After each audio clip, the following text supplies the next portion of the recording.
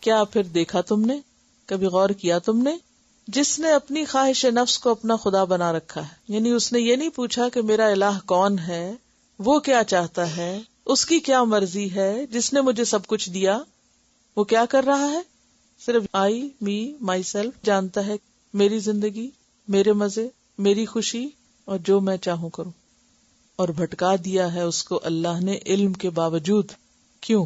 کیونکہ وہ اپنی خواہشات کے پیچھے لگ کے، خواہشات میں اندھا ہو کر اپنے خالق کو اور اس کے احکامات کو بھول چکا ہے۔ خواہشات نفس ایسی چیز ہیں جن کے پیچھے لگ کر، جن کی تکمیل میں انسان اپنے آپ کو اوپر سے نیچے گراتا ہے، اپنی قدر کھو دیتا ہے۔ تو خالق کائنات کی نگاہوں میں کون قدر کھو دیتا ہے؟ جو اللہ کو نہیں، اپنی مرضی کو اپنا خدا بناتا ہے، اپنی مرضی سے جینا چاہتا ہے، اپنی منمانی کرنا چاہتا ہے۔ اور یہ انسان کے لیے سب سے خطرناک بات ہوتی ہے کہ کوئی بھی کام کرنے کے لیے وہ یہ نہ دیکھے کہ اخلاق کیا کہتا ہے، قانون کیا کہتا ہے، خدا کی مرضی کیا ہے، قرآن میں کیا لکھا ہوا ہے، اور لوگوں کے حق حقوق کیا ہیں۔ وہ کیا دیکھے؟ میری عقل کو کیا ٹھیک لگتا ہے اور میرا دل کیا چاہتا ہے اور میں کسی چیز کو کیسے دیکھنا چاہتا ہوں۔ ایسا شخص خدا کے منصوبے کے سامنے اپنا ایک الگ منصوبہ بنا لیتا ہے اور وہ ایک ٹکراؤ کا شکار ہو جاتا ہے۔ یعنی اس شخص کی پرائرٹی اللہ کی ذات نہیں، اللہ کا حکم نہیں، اس کی ترجیح کیا ہے؟ اپنی خواہشات۔ ہر وہ کام کرنا چاہتا ہے جس کو اس کا دل چاہتا ہے، خواہ اللہ نے حرام کیا ہو، اور کوئی وہ کام نہیں کرنا چاہتا جس کو اس کا دل نہ چاہے، خواہ اللہ نے فرض قرار دیا ہو کہ لازمی کرنا ہے۔ یعنی اللہ کے عائد کردہ فرائض کو فرض نہ سمجھے اور اللہ کے حرام کردہ کو حرام نہ سمجھے، نہ حلال حرام کی پرواہ کرے اور نہ کسی فرض سنت کی پرواہ کرے۔ کیسے جیے؟ جیسے چاہو جیو، جو چاہو کرو۔ اب یہ تو باقاعدہ موٹو بن گیا نا لوگوں کا، جیسے چاہو جیو۔ اسلام میں ایسے کانسیپٹ کا کوئی تصور نہیں۔ تو ایسا شخص جو خواہش نفس کو سب سے اوپر رکھے، سب سے اوپر، اپنی مرضی سب سے اوپر، تو ایسا شخص دراصل کیا کر رہا ہے؟ اپنے نفس کو اپنا الہ بنا رہا ہے۔ ابو بکر جساس کہتے ہیں یہ وہ شخص ہے جو خواہش نفس کی اس طرح اطاعت کرتا ہے جیسے کوئی خدا کی اطاعت کرے، یعنی اپنے دل کی باتوں کو ریلیجسلی مانتا ہے۔ نبی صلی اللہ علیہ وسلم نے فرمایا دانا وہ ہے، عقل مند وہ ہے جس کا نفس حکم الہی کا پابند ہوتا ہے اور آنے والی زندگی کے لیے عمل کرتا ہے، اور فاجر وہ ہے جو اپنے خواہش نفس کی پیروی کرتا ہے اور پھر اللہ تعالیٰ سے بڑی بڑی توقعات وابستہ کر لیتا ہے۔ اللہ غفور الرحیم، ہر غلط کام کرتا ہے جو دل میں آئے اور پھر کیا کہہ دیتا ہے؟ اللہ غفور الرحیم۔ نبی صلی اللہ علیہ وسلم نے فرمایا 3 چیزیں ہلاک کرنے والی، 3 چیزیں ہلاک کرنے والی۔ کون کون سی؟ ہون متبع، ایسی خواہش جس کی پیروی کی جائے، وَإِعْجَابُ الْمَرْءِ بِنَفْسِهِ، انسان کا اپنے آپ پر بہت خوش ہونا، خود پسندی، اور پہلی چیز جو حدیث میں ترتیب میں پہلی چیز ہے شح مطاع، ایسی دل کی تنگی جس کی اطاعت کی جائے، ایسا بخل، حرص جس کے پیچھے لگ جائے انسان، ایسی خواہش جس کا پیروکار بن جائے اور اپنے آپ کو بڑی چیز انسان سمجھنے لگے۔ سورۃ کہف میں آتا نا وَلَا تُطِعْ مَنْ أَغْفَلْنَا قَلْبَهُ عَنْ ذِكْرِنَا وَاتَّبَعَ هَوَاهُ وَكَانَ أَمْرُهُ فُرُطًا۔ حضرت داؤد علیہ السلام کو اللہ تعالیٰ نے ایک نصیحت کی تھی سورۃ صاد میں، یا داؤد انا جعلناک خلیفۃ فی الارض فاحکم بین الناس بالحق ولا تتبع الہوی فیضلک عن سبیل اللہ۔ خواہش نفس کی پیروی نہ کرنا ورنہ تم کو وہ اللہ کے راستے سے ہٹا دے گی۔ سورۃ القصص آیت 50 میں آتا ہے ومن اضل، اس سے بڑا گمراہ کون ہے، ممن اتبع ہواہ بغیر ھدی من اللہ، جو اللہ کی ہدایت کو چھوڑ کر کس کے پیچھے لگ جائے؟ اپنی خواہشات نفس کی۔ ایسا شخص کون ہے جس کے پاس علم ہو بھی تو وہ ہدایت پہ نہیں ہوتا، اضلہ اللہ علی علم، کیونکہ اس نے اپنے علم سے فائدہ نہیں اٹھانا ہوتا، دین کا بھی ہو بے شک۔ بہت سے لوگ ایسے ہیں جن کے پاس دین کے علم کی ڈگریاں ہیں لیکن ان کا عمل اس کے مطابق نہیں، وہ بھی خواہشات کے پیچھے اسی طرح دوڑ رہے ہیں جیسے کوئی دنیا دار دوڑتا ہے۔ تو علم کے باوجود ایسا شخص بھٹک رہا ہوتا ہے، آپ بہت دفعہ یہ بات کہتے سنتے ہوئے آپ نے دیکھا ہوگا لوگوں کو کہ اتنا پڑھ لکھ کے بھی کوئی اثر نہیں. کسی کو کیا، اپنے آپ کو بھی ہم کہتے رہتے ہیں کہ اتنا قرآن پڑھ لیا ہے اور ابھی بھی ہم کیا کر رہے ہیں. اب دیکھیے چھوٹی چھوٹی باتوں میں اپنے آپ کو پرکھا کریں. بڑی بڑی باتیں نہیں، چھوٹی چھوٹی چیزیں. کتنی چیزیں ایسی ہیں جو سنت کے خلاف ہوتی ہیں اور ہمیں پتہ ہوتا ہے یہ سنت کے خلاف، لیکن ہمارا دل چاہ رہا ہوتا ہے اور ہم کیے چلے جاتے ہیں. ہمیں پتہ ہوتا ہے کہ یہ منع ہے پھر بھی کرتے ہیں. کیوں کرتے ہیں؟ کیا یہ علم کے باوجود بھٹکنا نہیں؟ کیا یہ اپنی نفس اور اپنی خواہش اور اپنی پسند اور اپنی مرضی کو خدا بنانا نہیں؟ الہ وہ ہے جس کی عبادت کی جائے. اور وہ حدیث میں ہمیں پڑھا تھا نا کہ سب سے بدترین معبود جس کی اس دنیا میں پوجا ہوتی ہے وہ انسان کا اپنا ہی نفس ہے. تو کامیابی کس کے لیے؟ اما من خاف مقام ربہ ونہى النفس عن الہوى فإن الجنة هي المأوى. سورۃ الفرقان 43 میں آتا ہے ارأیت من اتخذ الہہ ہواہ افانت تکون علیہ وکیلا. ایسے شخص کو تو کوئی انسان سمجھا نہیں سکتا. جس کو قرآن نہ سمجھا سکے، جس کو دین نہ سمجھا سکے، کوئی اس کو کنونس کر سکتا ہے؟ نہیں. جو پڑھ لکھ کے غلط کام کرے اس کو آپ کیا پڑھائیں گے اور کیا بتائیں گے، کیسے سمجھائیں گے؟ جب ایک شخص کو بات سمجھ بھی آ جائے اور پھر عمل نہ کرے، پھر اس کو کون منوا سکتا ہے؟ بتائیے. کوئی بھی نہیں منوا سکتا. اس کو پتا ہے پھر بھی نہیں کر رہا. کیوں؟ اس لیے کہ اللہ نے توفیق چھین لی ہے نا. وہ ختم علی سمعہ، اس کے کان کو بند کر دیا، مہر لگا دی.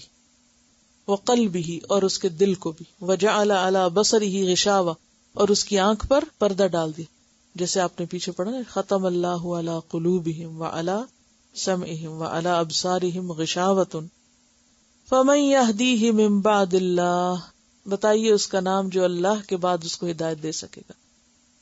جس کو اللہ کی کتاب نے اثر نہیں کیا، اللہ کے حکم کو جس نے نہیں مانا، اس کو اور کون بتائے گا؟ افلا تذکرون، کیا تم نصیحت نہیں حاصل کرو گے؟ اب بات تو ایک تھرڈ پرسن کی ہو رہی تھی اور اختتام بات کا کہاں پر ہو رہا ہے؟ افلا تذکرون، تم نہیں نصیحت پکڑو گے، تم سبق نہیں لو گے. اس میں ہمارے لیے کیا سبق ہے؟ السعید من وعظ لغیرہ، خوش قسمت وہ ہوتا ہے جو دوسرے کی مثال سے نصیحت پکڑے. بات کسی کی ہو رہی ہے اور وہ اس کو اپنے پر لے، اور ہمارا کیا حال ہوتا ہے؟ بات ہماری ہو رہی ہوتی ہے اور ہم اس کو دوسروں پہ ڈال دیتے ہیں. دوسروں کو سوچنا شروع کر دے، فلاں جو ایسے کرتا ہے اور فلاں جو ویسا کرتا ہے. ہم خود کیا کرتے؟ اور جب تک ہم خود کو خود نہ دیکھ سکیں کچھ حاصل نہیں. یہ بھی خواہش نفس کی پیروی کہ جب آئے گی دیکھی جائے گی. ابھی تو مجھے میری مرضی کرنے دو، آپ اپنے تجربے سے مجھے مت سمجھاؤ. I will learn from my own experience. ٹھیک ہے، دھکے کھا کے سیکھنا ہے تو اگر پھر بھی سیکھ جائیں تو. بات یہ کہ یہاں پر علم والوں کی پھر بات ہو رہی ہے اور دینی علم والوں کی بات ہو رہی ہے. سورۃ الاعراف میں آتا ہے کہ وہ شخص جس کو ہم نے قرآن کا علم دیا تھا اور وہ ان کو چھوڑ کر بھاگا اور خواہشات نفس کی اس نے پیروی کی. وَاتْلُ عَلَيْهِمْ نَبَأَ الَّذِي آتَيْنَاهُ آيَاتِنَا فَانْسَلَخَ مِنْهَا فَأَتْبَعَهُ الشَّيْطَانُ فَكَانَ مِنَ الْغَاوِينَ وَلَوْ شِئْنَا لَرَفَعْنَاهُ بِهَا وَلَكِنَّهُ أَخْلَدَ إِلَى الْأَرْضِ وَاتَّبَعَ هَوَاهُ فَمَثَلُهُ كَمَثَلِ الْكَلْبِ إِنْ تَحْمِلْ عَلَيْهِ يَلْهَثْ أَوْ تَتْرُكْهُ يَلْهَثْ ذَلِكَ مَثَلُ الْقَوْمِ الَّذِينَ كَذَّبُوا بِآيَاتِنَا فَاقْصُصِ الْقَصَصَ لَعَلَّهُمْ يَتَفَكَّرُونَ. تو واقعات بیان کرتے رہو تاکہ لوگ غور و فکر کریں، شاید کچھ سبق سیکھیں، شاید کچھ اپنے لیے عمل کی بات لیں. کیا پھر تم نہ سبق پکڑو گے؟ یہ خواہشات ہوتی کیا ہیں جن کے پیچھے انسان اندھا ہوتا ہے؟ وہ کون سی خواہشات ہیں؟ خواہشات نفس میں کیا کیا شامل ہے؟ کوئی بھی چیز جس کے لیے انسان کا دل مجبور ہو جائے اور انسان اس کو ہر قیمت پہ کرنا چاہے، خواہ حلال ہو، حرام ہو، جائز ہو، ناجائز ہو، کسی بھی چیز کا ایسا شوق کہ جس کو پورا کرنے کے لیے وہ اللہ کی حدوں، اللہ کے احکامات کی پرواہ نہ کرے. بس میرے دل کو یہ بات لگتی، بس میں یہ نہیں چھوڑ سکتا. یعنی سب سے بڑا دشمن خود ہمارا اپنا نفس ہے اور ہم اس دشمن کو نہیں پہچانتے. دیکھیے خواہشات میں ہر طرح کی خواہشات آ جاتی ہیں نا. کوئی بھی شوق، اپنی کوئی بھی ہابی، کوئی بھی شوق، کوئی بھی دل پسند چیز، کوئی مشغلہ. بعض چیزیں جائز بھی ہوتی ہیں لیکن جب وہ حد سے بڑھ جاتی ہیں تو وہ بھی ناجائز کی حد میں داخل ہو جاتی ہیں. مثلا اسپینڈنگ کا شوق ہے آپ کو، خرچ کرنے کا، چیزیں خریدنے کا، تو اب کیا ہے، ضرورت تو ضرورت ہے، لیکن ضرورت سے بڑھ کر جب حد سے بڑھ کر آپ وہ کرنے لگیں گے تو کیا ہوگا، وہ خواہش نفس بن جائے گی. پھر وہ روک دے گی آپ کو کس سے؟ اللہ کے راہ میں کچھ خرچ کرنے سے، کیونکہ آپ کے پاس بچے گا ہی نہیں. حلال اور جائز کاموں میں خرچ کرنے سے. سونا کیا ہے، آپ سو رہے ہیں، سونا بھی ایک ضرورت بھی ہے اور ایک خواہش بھی. ضرورت کا سونا تو سونا ہے، لیکن آپ صرف سستی کے مارے اٹھ ہی نہیں رہے کیونکہ آپ کو مزید سونے میں لطف آ رہا ہے، مزہ آ رہا ہے. تو زائدہ ضرورت سونا بھی کیا ہے، وہ بھی خواہش نفس کی پیروی. اسی طرح شادی بیاہ، ازدواجی تعلقات، ان سب میں اعتدال جو ہے وہی پسندیدہ ہے. لیکن انسان اگر کسی بھی چیز پہ دل آ جائے، چاہے وہ قانون کے دائرے سے باہر ہو، حرام ہو، اگر اس میں انسان کے لیے کشش ہے تو وہ بھی اس میں آ جائے گا. کھانے پینے کی خواہشات ہیں، اس میں بھی اگر انسان حد سے بڑھ جائے، حلال حرام کی پرواہ نہ کرے یا حلال میں ہوتے ہوئے پھر حد سے بڑھ جائے تو بھی نقصان دہ. تو کوئی چیز جو ہمیں اللہ کی اطاعت سے اور اس بڑے مقصد سے جو اللہ کو راضی کرنے کا اس سے روکے، خواہ وہ پہننے کی خواہش ہو. مثلا پہننے کا شوق بہت سے لوگوں کو ہوتا ہے، ٹھیک ہے، اچھی بات ہے، اللہ نے اچھا پہننے سے آپ کو منع نہیں کیا، لیکن اگر وہ اللہ کی حدوں کو توڑ کے اللہ کو ناراض کر کے آپ پہن رہے ہیں تو خواہش نفس کی پیروی ہے. ایسا لباس پہن رہے ہیں کہ جو اللہ سے زیادہ شیطان کو خوش کرے، اور صرف آپ اس لیے پہن رہے ہیں کیونکہ آپ کو وہی اچھا لگتا ہے، آپ کو وہ اٹریکٹ کرتا ہے، تو بھی اس میں آ جائے گا. یعنی کوئی بھی چیز آپ دیکھ لیں، اس میں انسان نہ اللہ کے حقوق کی پرواہ کرے اور نہ ہی بندوں کے حق کی، کس کا کیا حق ہے. کیونکہ بعض اوقات انسان اپنے نفس کی خواہش پوری کرنے میں ماں باپ کا، بہن بھائیوں کا اور لوگوں کا حق بھی مارتے ہوئے بالکل پرواہ نہیں کرتا.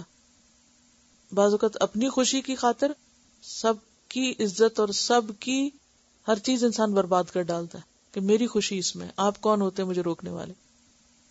خواہ وہ کسی ایسی جگہ شادی کرنے کی خواہش ہو کہ جہاں نکاح ہوتا ہی نہ ہو، لیکن ایسی بھی بہت سی مثالیں آپ کو ملیں، اور اچھے بھلے پڑھے لکھے لوگ ہوں. یعنی اپنی خواہش پوری کرنے کے لیے انسان نہ کسی کے سکون کی، نہ آرام کی، نہ اس کی بنیادی ضرورت، کسی بھی چیز کی پرواہ نہ کرے. یہ بھی شرک میں آ جاتا ہے، کیونکہ ایک طرف اللہ کا حکم ہے اور دوسری طرف آپ کے نفس کی خواہش ہے، تو اس کو وہ برابر کر دیا آپ نے.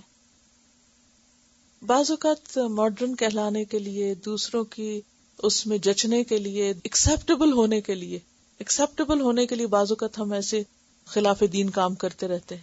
عام طور پہ ہمارا کیا جملہ ہوتا ہے، اٹ لکس کول. کول کیا چیز ہے؟ کوئی بھی کول جو نا کول ہے جہنم کا، اگر وہ اللہ کی مرضی کے خلاف ہے. یعنی شیطان نے الفاظ کو بھی اتنا خوشنما بنا دیا کہ ہر غلط حرام کام کرنے کو آسان کر دیا.